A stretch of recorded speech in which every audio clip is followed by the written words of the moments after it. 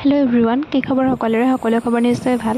এয়া হৈছে আকৌ মিষ্টি ড'ডো। আমাৰ দাইহঁতৰ ঘৰৰ বাথৰুম বনাবৰ কাৰণে চট দিব। আজি যিহেতু প্ৰথম ঘাই খুঁটা পুতিব, সেইকাৰণে নিয়ম কানুনৰ মাজেদি আৰু এইফালে ধুনীয়াকৈ চব খুঁটাও পুতি দিলে।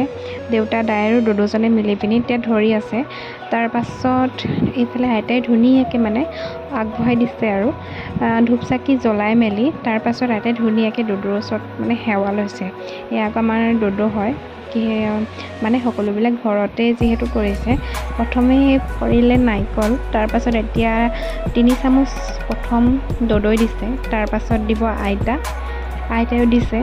যিহেতু ভালে ক'লে খুঁটাটো মজবুত হয় আৰু সেইকাৰণে ধৰি ৰাখে যেন। আৰু ইফালে ড'ডো দিলে, আমাৰ সৰু ড'ডো হয়, ৰ'দটো দিছে। তাৰপাছত আকৌ মই চাহ বনালোঁ। চাহৰ সৈতে বুট, বুনিয়া আৰু নাৰিকল দি খালোঁ।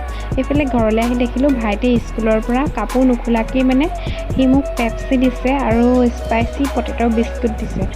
সি কাপোৰ নোখোলাকৈ বস্তুকেইটা খাই লৈছে। তাৰপাছতহে ধুনীয়াকৈ খুলিব আৰু ময়ো খাইছোঁ। এইটো কিন্তু আগতে স্কুললৈ যাওঁতে সদায় খাইছিলোঁ দেই। আগতে 1 টকা আছিলে, আজিকালি হেনো 2 টকা হ'ল বোলে। খাবলৈ কিন্তু ভাল লাগে। আকৌ চেকুৰি যাওঁ, কিন্তু মনত পৰে এইবিলাক স্মৃতি এতিয়া।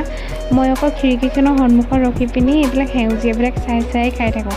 এইডোখৰ ৰখিলে কিবা ভাল লাগে সেইকাৰণে খাই আছোঁ আৰু এনজয় কৰি। তাৰ পাছত আকৌ ভাইটিয়ে মোক দিলে স্পাইচি পটেটো বিস্কুটটো। এই বিস্কুটটো যে খাবলৈ বহুত বেছিয়ে ভাল লাগে কিন্তু দেই। আজি মোৰ মিনি ব্লগটো ইমানেই আছিল। বাই বাই, আকৌ লগ পাম এটি নেক্সট মিনি ব্লগৰ সৈতে।